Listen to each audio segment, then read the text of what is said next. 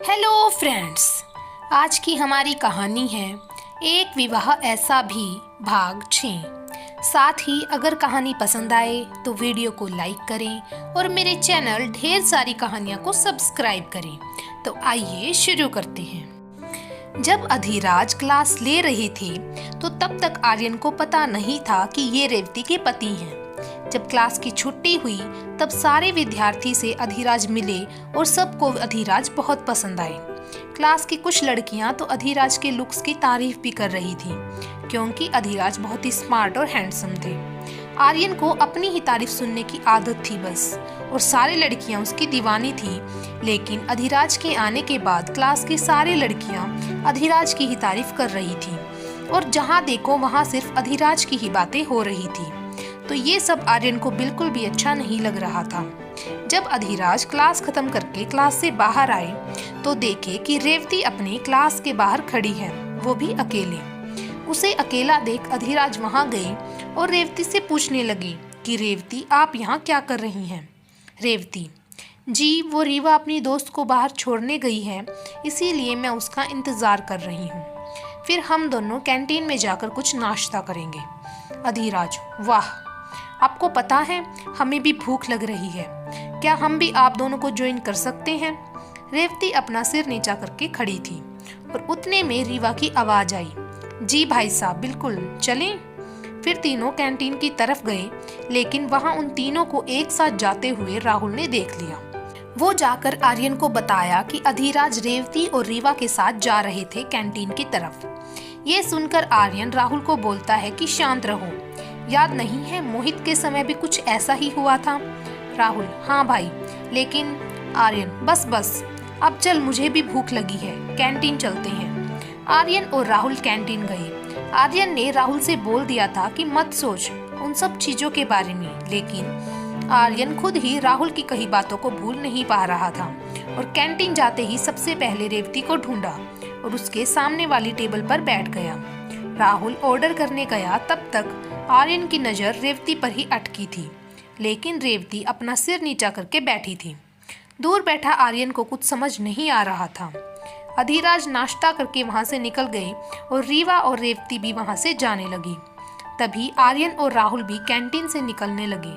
रास्ते में राहुल और रीवा टकरा गए और दोनों में बहुत ही ज्यादा झगड़ा शुरू हो गया था। उस समय भी आर्यन एक नज़र से रेवती को देखे जा रहा था, लेकिन रेवती अपना सिर नीचा करके खड़ी थी और रीवा को रोक रही थी और वहां से चलने को कह रही थी। तभी वहां अधिराज आ जाते हैं और वो रीवा और राहुल को शांत रहने बोलते हैं और दोनों को क्लास में जाने के लिए बोलते हैं। फिर सारे अपने अपने क्लास में चले जाते हैं। तभी मोहित आता है और क्लास में बैठे आर्यन को आकर बताता है कि भाई, बाहर रेवती को मोंटी और उसका ग्रुप परेशान कर रहा है गेट के पास। ये सुनकर आर्यन गुस्से में क्लास के बाहर जाता है तो देखता है कि अधिराज रेवती का हाथ पकड़कर रखे हैं, क्योंकि अधिराज को भी मोंटी के बारे में पता चला था। इसीलिए अधिराज रेवती का हाथ पकड़कर उसे मोंटी के पास ले जा रहे थे।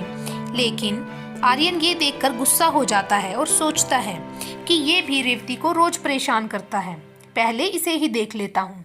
आर्यन अधिराज के सामने जाता है और बोलता है, आर्यन, अबे सुन, तू ही है ना जो रेवती को इतने दिनों से परेशान कर रहा था? अधिराज उसे देखने लगते हैं। उतने समय में आर्यन आकर एक पंच मारता है। तभी अधिराज को भी गुस्सा आ जाता है और वो भी उसको मारने लगता है और दोनों में लड़ाई शुरू हो जाती है। तभी रेवती बीच में आती है और आर्यन को अपनी ओर खींचकर एक चांटा मारती है और कहती है कि ये हमें परेशान नहीं कर रही हैं, ये हमारे पति हैं और ये हमें मोंटी से बचा रहे थे, हमें आपकी जरूरत नहीं है, समझे आप? उस समय रेवती की आंखें बिल्कुल आर्यन की आंखों में थी। ये कहकर रेवती अधिराज का हाथ पकड़कर वहां से चली गई। वहां से जाने के बाद अधिराज, रेवती और रीवा कैंटीन में बैठे थे। फिर अधिराज ने एक सवाल किया कि वो कौन है और उसने रेवती के लिए इतनी चिंता क्यों दिखाई। रेवती कुछ नहीं बोली। फिर रीवा ने बताया कि वो हर लड़की को बचाता है भाई साहब, वो प्रिंसिपल सर का बेटा है। अधिराज: ओह, फिर तो वो बहुत अच्छा है, नहीं? रीवा: जी। फिर अधिराज रेवती की तरफ देखते हैं, पर रेवती उनकी तरफ एक बार भी नहीं देखती थी। फिर अधिराज बोलते हैं कि हमें प्रिंसिपल सर से मिलना है, हम आते हैं। ये कहकर अधिराज वहाँ से चले जाते हैं। फिर रीवा रेवती से बोलती है कि जब आप आर्यन को थप्पड़ मारी तो पूरा कॉलेज वहाँ खड़ा था और उसे तो लगा कि अधिराज भाई भी आपको परेशान कर रहे हैं। आपको नहीं लगता रेवती कि आपने आर्यन को थप्पड़ नहीं मारना था? रेवती, हाँ, हमारी ही गलती है कि हमें आर्यन से प्यार हो गया, जबकि हम जानते थे कि ये गलत है, लेकिन फिर भी गलती किए। लेकिन अब जब हम आर्यन के साथ नहीं रह सकते तो कुछ ऐसा ही करना होगा कि वो हमसे नफरत करने लगे। रीवा, लेकिन ये तो गलत होगा उनके साथ, उन्हें और तकलीफ होगी। रेवती, हमारे पास कोई और दूसरा रास्ता नहीं है। ये कहते वक्त रेवती की आंखों में आंसू आ जाते हैं। तभी उधर से राहुल आता है और रेवती को बहुत बुरा भला सुनाता है। रेवती उसकी तरफ देखती तक नहीं है और चुपचाप वहाँ बैठी रहती है। रीवा भी कुछ बोलने लगती है तो रेवती उसे बोलने से मना करती है। तभी आर्यन वहाँ आता है और राहुल को रेवती पर चिल्लाता देखता है और वहाँ जाकर राहुल को रोकता है और वहाँ से राहुल को ले जाता है।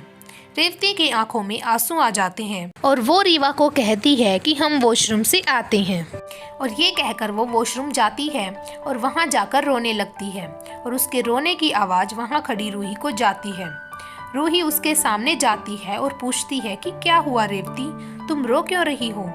रेवती उसे देखकर चुप हो जाती है और कहती है कि कुछ नहीं हुआ। रूही, रेवती, मैंने जो किया वो बहुत गलत किया, लेकिन मैं उसके लिए बहुत शर्मिंदा हूँ। वो बोलते ही रहती है कि रेवती उसके गले लग जाती है और बहुत ज़्यादा भावुक हो जाती है। फिर रूही रेवती को गले लगाकर शांत करवाती है और पूछती है कि क्या हुआ। फिर रेवती खुद को रोक नहीं पाती है और सारी बातें रेवती रूही को बता देती है कि वो भी आर्यन से प्यार करती है और ये बात आर्यन को बताने से मना करती है और उससे प्रॉमिस लेती है। वहाँ से रूही रेवती को बाहर लाती है और देखती है कि वहाँ रीवा खड़ी है। रीवा फिर रेवती को वहाँ से घर चलने को कहती है। रास्ते में जाते समय रेवती रीवा को बताती है कि उसने रूही को सब बता दिया। रीवा, लेकिन क्यों?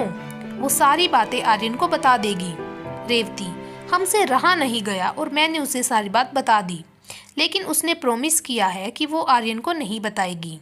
यहाँ कॉलेज में रूही आर्यन के पास जाती है और बहुत परेशान रहती है। उसे परेशान देखकर आर्यन पूछता है कि क्या हुआ। तो कैसे हैं मित्रों? तो अब देखिए कि रूही क्या करती है, क्या आर्यन को सारी सच्चाई बताती है या नहीं। बाकी की कहानी आपको मिलेगी अगले भाग में। तब तक के लिए हमसे जुड़े रहिए और ऐसे ही प्यार बनाए रखिए। साथ ही कमेंट करके जरूर बताएं कि आपको कहानी पसंद आ रही है या नहीं। धन्यवाद।